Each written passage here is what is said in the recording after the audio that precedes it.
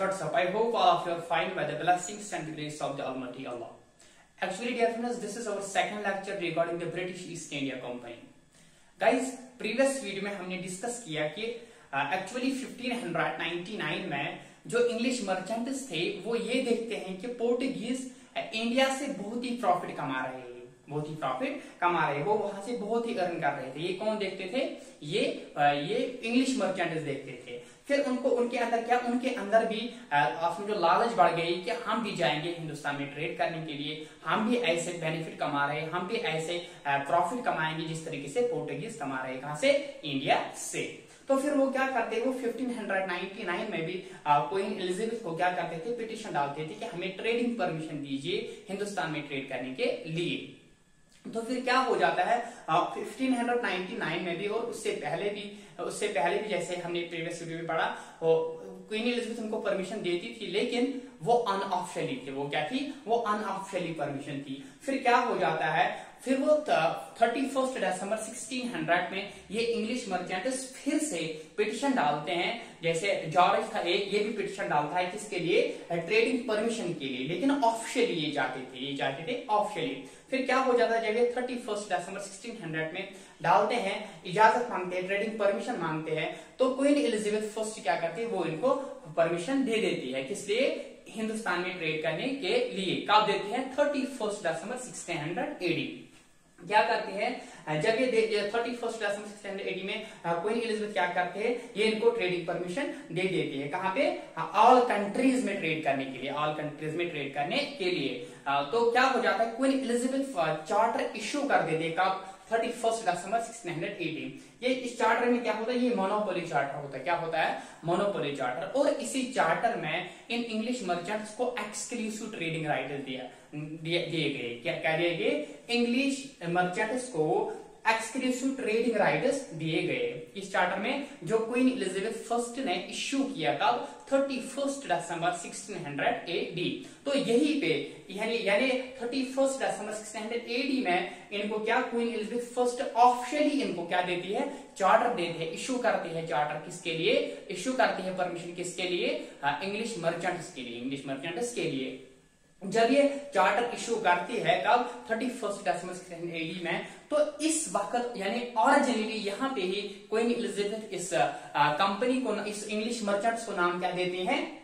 The governor and company of merchants of London trading into east Indies. शाबाश। यहाँ पे मैंने लिखा कि जो ब्रिटिश मर्चेंट्स थे वो फिर से पिटीशन डालते हैं, लेकिन यहाँ पे वो कामयाब हो जाते हैं पिटीशन डालने में, यहाँ पे वो कामयाब हो जाते हैं परमिशन हासिल करने में। तो इस जो ये कंपनी थी, इसमें 218 मेंबर्स थे। किसी जगह पे लिखते हैं 215, किसी जगह पे लिखते हैं 218 मेंबर्स। ठीक, जैसे कि इसमें कौन थे?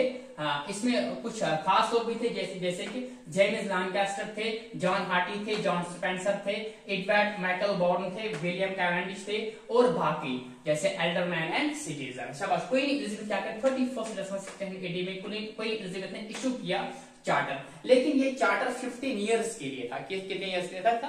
15 इयर्स के लिए था। लेकिन बाद में क्या हुआ, ये मई 1609 में ही इसको इंडेफिनेटली एक्सटेंड किया गया। किसने? By fresh charter. तो उस वक्त जो रूलर था वो था जेम्स फर्स्ट ने ही इस चार्टर को एक्सटेंड किया, इंडेफिनेटली एक्सटेंड किया। किसने किया? जेम्स फर्स्ट ने। कब? मई 1609। इस चार्टर में इनको क्या मिला? इनको एक्सक्लूसिव ट्रेडिंग राइट्स मिले और इनको बोला कि आप ट्रेड करो किसी भी कंट्रीज में, लेकिन east of Cape of Good Hope and west of the straits of Magellan, जिसका एक्सप्लोरर कौन था? एक्चुअली वास्को दा गामा ने ये east of Cape of Good Hope explore किया था, फाउंड किया था। तो फिर क्या हो जाता है, फिर ओरिजिनली जो ये क्वीन एलिजाबेथ फर्स्ट थी, उसने इनको, इस कंपनी को नाम क्या दिया? Governor and company of merchants of London trading into the East Indies. ठीक, ये नाम था इसको 1600 से 1708 तक। फिर 1708 से 1873 तक इस कंपनी को United Company of England trading to the East Indies कहा गया है। उसके बाद मोर क्रमली इस कंपनी को नाम दिया गया द जॉन कंपनी। और ऑनरेबल ईस्ट इंडिया कंपनी को भी इसका नाम दिया गया। लेकिन पॉपुलरली खास तौर पर इस कंपनी का नाम दिया गया क्या, ईस्ट इंडिया कंपनी, जिस तरीके से हम आज इसको कह रहे हैं ब्रिटिश ईस्ट इंडिया कंपनी। शाबाश, पॉपुलरली इस कंपनी का नाम दिया गया है ईस्ट इंडिया कंपनी, जिसको हम आज क्या कहते हैं, ब्रिटिश ईस्ट इंडिया कंपनी। शाबाश, अब क्या हो जाता है, शाबाश, एक्चुअली 1599 में क्या हो जाता है, इंग्लिश मर्चेंट्स जो इंग्लिश मर्चेंट्स थे उन्होंने क्या किया, उन्होंने अब एक ग्रुप बनाया हिंदुस्तान में ट्रेड करने के लिए जाने के लिए। जब उन्होंने ग्रुप बना दिया तो 218 मेंबर्स थे उसमें, तो वो अपने आप को मर्चेंट एडवेंचरस नाम, उन्होंने फिर उस वक्त अपने आप को मर्चेंट एडवेंचरस नाम दिया। क्या नाम दिया गया, मर्चेंट एडवेंचरस। लेकिन कौन थे वो, इंग्लिश मर्चेंट्स थे, अपने आप को क्या कहने लगे, मर्चेंट एडवेंचरस। ठीक, तो फिर क्या हो जाता है, अगर हम कहेंगे आप जो ये ब्रिटिश ईस्ट इंडिया कंपनी थी, इसके जो फाउंडर्स थे वो मर्चेंट एडवेंचरर्स भी थे, और जॉन वाटर्स भी था इसका एडवेंचर। शाबाश, अब क्या होता है, 31 दिसंबर, यहाँ पे मैंने लिखा फाउंडर्स के थे जॉन वाटर्स, जॉर्ज वाइट भी था, थॉमस समथिंग था, और हम कहेंगे मर्चेंट एडवेंचरर्स या एडवेंचरर्स। क्या कहे हमने ये पढ़ा कि 31 दिसंबर 1680 में क्या हो जाता है, जब क्वीन एलिजाबेथ इस कंपनी को फाउंड कर देता है। किस कंपनी को, शाबाश, नाम दिया इसको governor and company of merchants of London trading into the East Indies, यानी ब्रिटिश ईस्ट इंडिया कंपनी, कहेंगे इसको ईस्ट इंडिया कंपनी। कब किया गया इसको फाउंड, 31 दिसंबर 1600। ऑफिशियली इसको फाउंड किया गया, ऑफिशियली इसको परमिशन मिली, ऑफिशियली इसको नाम दिया गया। ठीक, कब, 31 दिसंबर 1680 में इस कंपनी को ऑफिशियली फाउंड किया गया। शाबाश, फाउंड किया गया, और उसी वक्त चार्टर किया किसने इशू, क्वीन एलिजाबेथ फर्स्ट ने। जब आप चार्टर किया गया इशू, इसमें एक्चुअली ट्रेडिंग राइट्स थे, इसमें मोनोपोली थे, 15 इयर्स तक इशू किया गया, ये 15 इयर्स तक इनको परमिशन मिली, लेकिन बाद में जेम्स फर्स्ट ने इसको मई 1609 में इंडेफिनिटली एक्सटेंड किया गया। ठीक, इसमें एक्चुअली ट्रेडिंग राइट्स थे, तो जब इनको परमिशन मिली हिंदुस्तान में जाने के लिए, बाकी कंट्री में जाने के लिए, फिर क्या करता है, जो जेम्स लैंकास्टर था इसने भी पिटिशन डाली, यानी जो 218 मेंबर्स का ग्रुप था, कंपनी थी, उसमें ये भी था, कौन, जेम्स लैंकास्टर। इसके बारे में हमने प्रीवियस वीडियो में पढ़ा, आप वो वॉच कर सकते हो, वहां देख सकते हो, वहां पढ़ सकते हो ये कौन था। ठीक, फिर क्या हो जाता है, फिर 1601 में जेम्स लैंकास्टर क्या करता है, ये फर्स्ट वॉयेज निकालता है। शायद जैसे मैंने यहाँ लिखा कि first voyage Red Dragon, commander James Lancaster sailing Malacca straits to and return. यहाँ मैंने शॉर्ट लिखा, मैं आपको ऐसे समझाता हूँ। क्या हो जाता है, एक्चुअली 1601 में फर्स्ट वॉयेज निकालता है, जिसका कमांडर होता है जेम्स लैंकास्टर। ये अपने साथ एक्चुअली ये रेड ड्रैगन उठाता है। रेड ड्रैगन एक्चुअली शिप का नाम था। क्या था, शिप का नाम था। तो अगर आपको ये सवाल आया कि हिंदुस्तान में सबसे पहले कौन सा इंग्लिश शिप पहुंचा, कौन सा ब्रिटिश शिप पहुंचा, तो वो रेड ड्रैगन था। कौन था, रेड ड्रैगन। अगर ये सवाल आया कि सूरत में ब्रिटिश ईस्ट इंडिया कंपनी का कौन सा शिप पहुंचा, वो था हेक्टर, जिसका कैप्टन था विलियम हाउकिन। ठीक, लेकिन हिंदुस्तान में पहले पहुंचा रेड ड्रैगन, और सूरत में सबसे पहले लैंड किस शिप ने किया, हेक्टर शिप ने, जिसका कैप्टन था विलियम हाउकिन। तो रेड ड्रैगन का कैप्टन कौन था, ये था कौन, लैंकास्टर, जिसने लैंड करवाया रेड ड्रैगन शिप को, कहां पे, इंडिया में सबसे पहले। शाबाश, क्या हो जाता है अब, 1601 में लैंकास्टर जो था, कमांडर था ब्रिटिश ईस्ट इंडिया कंपनी का, ये फर्स्ट वॉयेज निकालता है। कब, 1601 में जब निकलता है, ये मैलिकॉस्ट्रेट्स एरिया में पहुंच जाता है। वहां से ये अपना रेड ड्रैगन भी लिया, यानी अपना शिप, इसका शिप कौन था, रेड ड्रैगन। शाबाश, उसी पे इसने क्या किया, 1200 टन रिच लिया, 1200 टन रिच उठाया, कहां से, मैलिकॉस्ट्रेट्स से। और फिर क्या हो जाता है, ये दो फैक्ट्रीज वहां पे एस्टेब्लिश करते हैं, यानी फर्स्ट वॉयेज के दौरान ये दो फैक्ट्रीज एस्टेब्लिश कर देते हैं। कौन सा फैक्ट्री, एक फैक्ट्री थी बंचम ऑन जावा, सेकंड फैक्ट्री थी कहां पे, मेडिक्योज एरिया में, यानी स्पाइस आइलैंड में, मेडिक्योज एरिया में, स्पाइस आइलैंड में दूसरी फैक्ट्री थी यहीं पे। ठीक, तो फिर क्या हो जाता है 1603 में ये यहां से वापस निकल जाते हैं। 1603 में ये कहां से वापस निकल जाते हैं, मैलिका स्ट्रेट से, मैलिका स्ट्रेट से वापस जब निकलते हैं, एक्चुअली 1603 में क्या हो जाता है, क्वीन एलिजाबेथ फर्स्ट की डेथ हो जाती है, क्वीन एलिजाबेथ फर्स्ट की डेथ हो जाती है, जिनके जरिए इनको परमिशन मिली थी किसके लिए, ट्रेडिंग करने के लिए, ऑफिशियली जिनके जरिए इनको परमिशन मिली थी। जब 1603 आया तो डेथ हो जाती है किसकी, क्वीन एलिजाबेथ फर्स्ट की। तो जब डेथ हुई, एक्चुअली जब ब्रिटिश ईस्ट इंडिया कंपनी का कोई या कोई भी रूलर या कोई भी बंदा कामयाब हो जाता किसी जगह पे, या जिनको जो जब शाबाशी मिलती थी वो कौन देता था, वो क्वीन एलिजाबेथ फर्स्ट देती थी। जिस तरीके से यहाँ पे जो लैंकास्टर था ये कामयाब हुआ था इस वोएज में, यानी जो इसने फर्स्ट वोएज निकाली ये इसमें कामयाब हुआ था। तो फिर क्या हो जाता, जब यहां से वापस निकला ये लैंकास्टर कहां पे, इंग्लैंड में पहुंचा, तो इसने देखा कि वहां पे डेथ हुई किसकी, क्वीन एलिजाबेथ फर्स्ट की। अब इसको शाबाशी मिलनी थी, अब इसको ऑनर मिलना था वहां से, अवार्ड मिलना चाहे था वहां से, लेकिन क्या हुआ, क्वीन एलिजाबेथ फर्स्ट की डेथ हुई कब, 1603 में। 1603 में ही ये वापस पहुंचा कहां पे, इंग्लैंड में। तो फिर क्या हो जाता है, यहाँ पे मैंने नाइटेड एक वर्ड लिखा, नाइटेड का मतलब आप समझो कि एक अवार्ड मिल जाता है, उनका एक तरीका था, वहां पे अवार्ड मिलता है, कहेंगे हम ऑनर या कुछ भी। ठीक, तो फिर क्या हुआ, जब क्वीन एलिजाबेथ फर्स्ट की डेथ हुई, फिर बजाय क्वीन एलिजाबेथ फर्स्ट के जेम्स फर्स्ट इनको क्या नाइटेड करता है, यानी Lancaster knighted by the James first, जो कि न्यू रूलर बना after the death of the Queen Elizabeth first.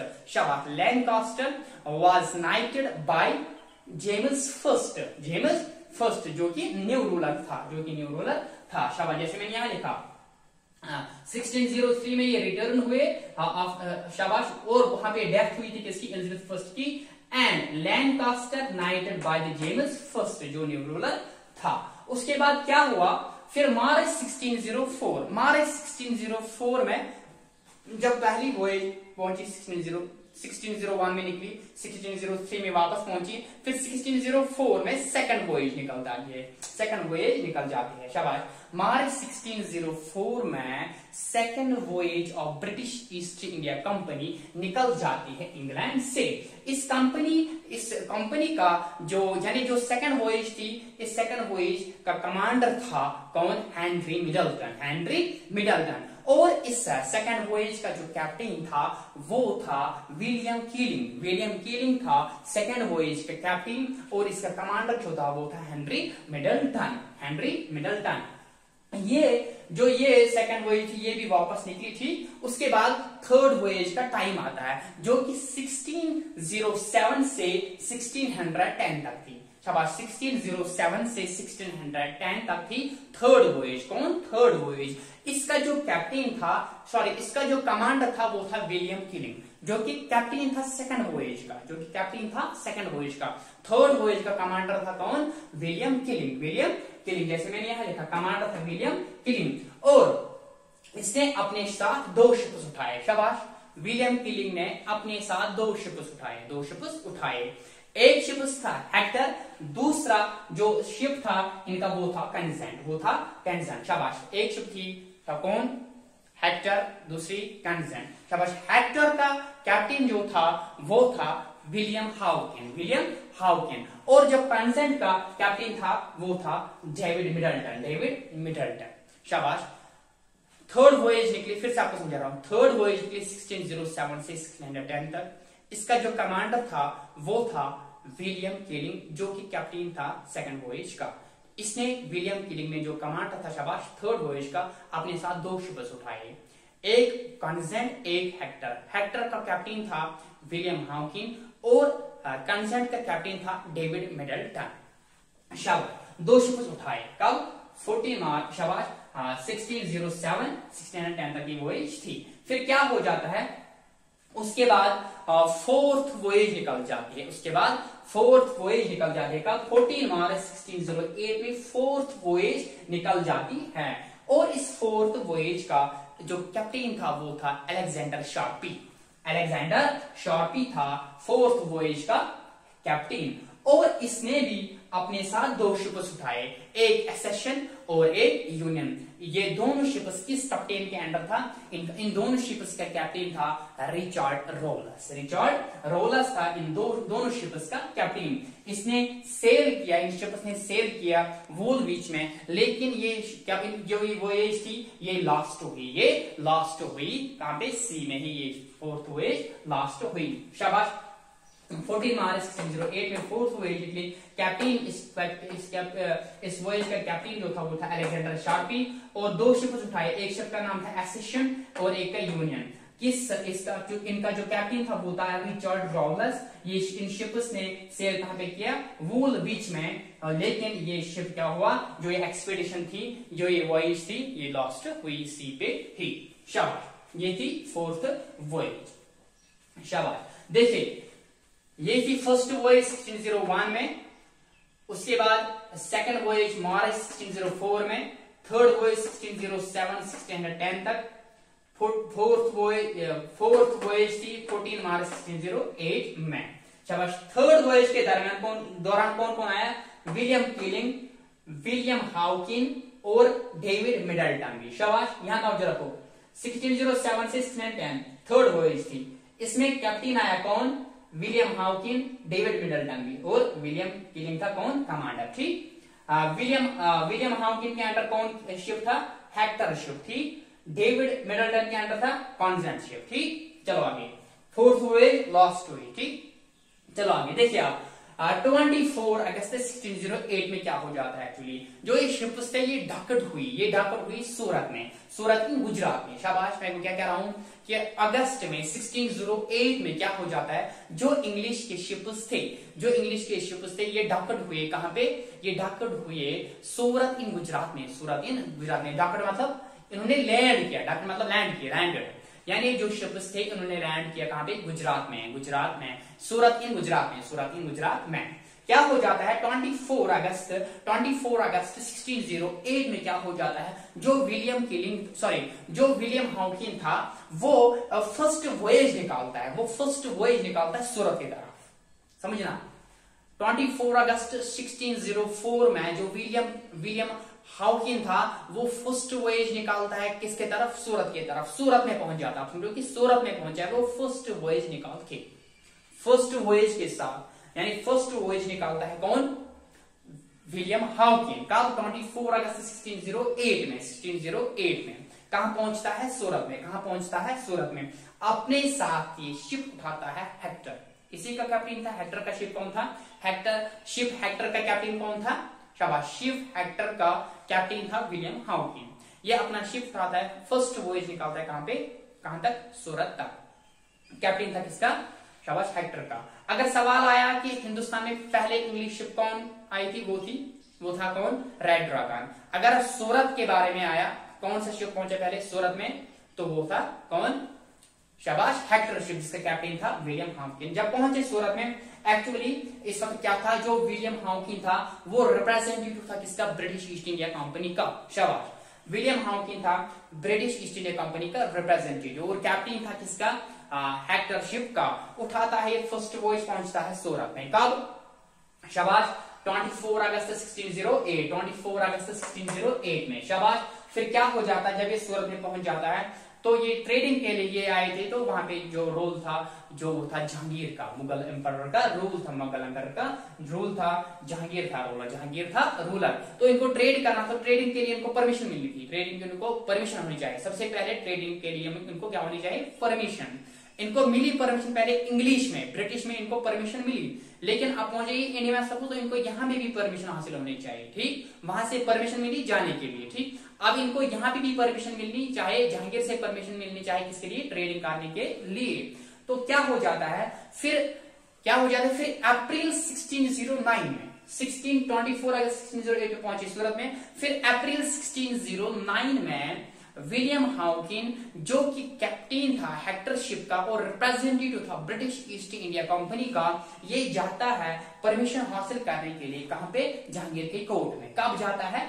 1609 में। वहां से ये वापस निकल जाता है 1611 में, लेकिन इसको परमिशन नहीं मिल जाती। इससे? जहांगीर से। शाबाश। अप्रैल 1609 में निकला, ये पहुंचा किसके, जहांगीर के कोर्ट में, वहां से वापस आया विदाउट परमिशन, यानी अनसक्सेसफुल रहा ये परमिशन हासिल करने में, निकल जाता है 1611 में। फिर 1611 में ही जो विलियम कैप्टीन था, जो विलियम हाउकिन था, ये लेफ्ट करता है आगरा को, यानी आगरा को छोड़ देता है। मैंने आपको इससे पहले भी कहा कि जो एक्चुअली क्या होता है, मई 1609 में जो क्वीन एलिजाबेथ फर्स्ट चार्टर इनको इशू कर देते हैं 15 इयर्स के लिए, वो एक्सटेंड हो जाता है इंडेफिनिट जेम्स फर्स्ट के जरिए वो इंडेफिनिटली एक्सटेंड हो जाता है। कब, मई 1609 में। इसमें प्रोविजंस, इसमें कंडीशंस ये रखी, जेम्स फर्स्ट ने ब्रिटिश ईस्ट इंडिया कंपनी को ये बोला कि मैं आपको ये जो चार्टर है मैं इसको इंडेफिनिटली एक्सटेंड करता हूं, लेकिन इसमें कंडीशन ये है कि अगर 3 इयर्स तक कंटिन्यूअसली, ये यानी कंसेक्यूटिव 3 इयर्स तक अगर ये कंपनी अनप्रॉफिटेबल रही तो इस कंपनी को एनिवल्यूट किया जाएगा। एनिवल्यूट में नल एंड वाइट कंसिडर किया जाएगा, यानी इसको कैंसिल किया जाएगा। किसको, इस कंपनी को, अगर ये 3 कंसेक्यूटिव इयर्स तक क्या रही, अनप्रॉफिटेबल। ठीक, तो इसको नल एंड वाइड करार दिया जाएगा। ये किसने कहा, जेम्स फर्स्ट ने, जब उसने मई 1609 में चार्टर को एक्सटेंड किया बाय फ्रेश चार्टर, या कहेंगे by new charter, James first ने। शाबाश।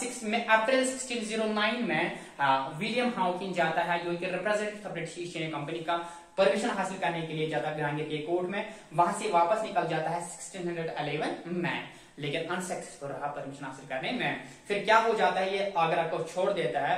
फिर ये क्या करता है, ये मसालूपट्टनम में 1611 में ट्रेडिंग स्टार्ट करते हैं। ठीक, शाबाश। 1611 में ये फिर ट्रेडिंग स्टार्ट करते हैं, कहां पे, मसालूपट्टनम में। शाबाश। 1611 में फिर British east India company trading start करते हैं, कहां पे, मसालूपट्टनम में। फिर 1600 फिर वहीं पे ये फर्स्ट फैक्ट्री एस्टेब्लिश करते थे, फैक्ट्री एस्टेब्लिश कर देते हैं, कौन, ब्रिटिश ईस्ट इंडिया कंपनी। यानी 1611 में ये ट्रेडिंग स्टार्ट करते हैं मसालूपट्टनम में। 1611 में फर्स्ट फैक्ट्री एस्टेब्लिश करते हैं, कहां पे, मसालूपट्टनम में। यहां पे मैंने लिखा कि ट्रेड अगर अनप्रॉफिटेबल रहा 3 कंसेक्यूटिव इयर्स तक, यहाँ पे मैंने शॉर्ट में लिखा 3 कंसेक्यूटिव इयर्स तक अगर अनप्रॉफिटेबल, तो इस कंपनी को क्या, नल एंड वाइड करार दिया जाएगा, यहाँ कहेंगे एनिवल्यूट। ठीक, 1611 में फर्स्ट 11 में ट्रेडिंग स्टार्ट इन्होंने की मसालूपट्टनम में, 1611 में फर्स्ट फैक्ट्री मसालूपट्टनम में। उसके बाद क्या हो जाता है, और उसके बाद 10th वोएज निकल जाती है, कहां से, इंग्लैंड से, ब्रिटिश ईस्ट इंडिया कंपनी की। शाबाश। 10th वोएज निकल जाते हैं 1612 से 1615 तक। शाबाश। कौन जी, 10th वोएज थी ऑफ ईस्ट इंडिया कंपनी। इसका जो क्या था, थॉमस बेस्ट। ये वोएज पहुंची कहां पे, सूरत में, कहां पे, सूरत। शाबाश। 10th voyage of British east India company जो कि 1612 से 1615 तक कहां पहुंची, सूरत में, कहां पे। इसका जो कैप्टन था वो था थॉमस बेस्ट था। शाबाश। 1612 से 1615 तक। फिर क्या हो जाता है, फिर 20 से 30 नवंबर 1612, यहां पे मैंने नहीं लिखा, तो ये रखना यहाँ पे, 20 से 30 नवंबर 1612। शाबाश। 1612 20 to 30 November battle of Suvali हो जाता है, कब, 1612 में। 1612 में 20 नवंबर to 30 नवंबर 1612 में बैटल ऑफ सुवाली हो जाता है। शाबाश। बैटल ऑफ सुवाली किनके दरमियान हो जाता है, British east India company versus Portuguese. शाबाश। ब्रिटिश ईस्ट इंडिया कंपनी और पोर्टुगीज। यहाँ पे डिफीट मिलता है किनको, पोर्टुगीज ईस्ट इंडिया कंपनी को, किनको, पोर्टुगीज ईस्ट इंडिया कंपनी को यहाँ पे डिफीट हो जाता है और विक्ट्री हो जाता है किनको, ब्रिटिश ईस्ट इंडिया कंपनी को। शाबाश। यहाँ पे कुछ कैप्टन था ब्रिटिश ईस्ट इंडिया कंपनी का, वो कौन था, थॉमस बेस्ट था यहाँ पे कैप्टन। शाबाश। थॉमस बेस्ट था यहाँ पे कैप्टन। क्या हो जाता है, जब 1612 में बैटल ऑफ सुवाली हो जाता है, यहाँ पे पोर्टुगीज को डिफीट हो जाता है, किनके जरिए, थॉमस बेस्ट के जरिए, यानी ब्रिटिश ईस्ट इंडिया कंपनी के जरिए। तो यहाँ पे क्या हो जाता है, फिर जो जहांगीर रूलर था वो इम्प्रेस हो जाता है, कि जब वो इम्प्रेस हो जाता है, जब ये बैटल ऑफ सुवाली में किनको डिफीट करते हैं, डिफीट देते हैं किनको, पोर्टुगीज को। तो फिर जब जहांगीर हो जाता है इम्प्रेस यहाँ पे, वो इनको बोलता है चलो कोई बात नहीं, आप फैक्ट्री एस्टेब्लिश करो कहाँ पे, सूरत में। तो जो ब्रिटिश ईस्ट इंडिया कंपनी थी, इन्होंने भी सोचा कि हम भी किसी खास जगह पे अपने पैर को रखाएंगे, अपने यानी अपना पद रखेंगे, अपना ये स्टोर वगैरह रखेंगे।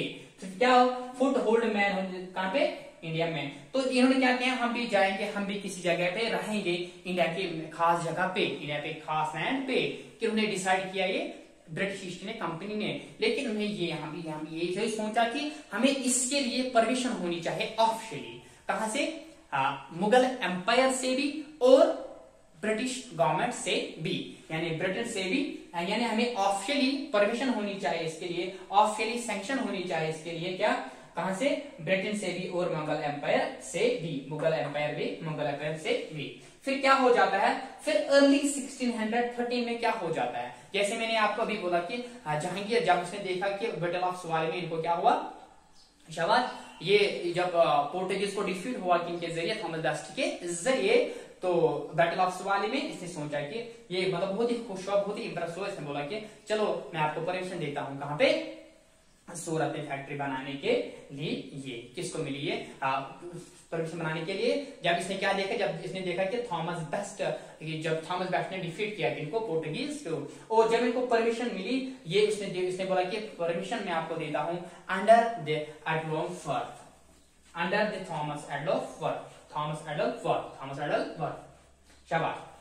And Empress Jahangir given permission to the British East India Company for to establish a factory at Surat under Thomas Edward.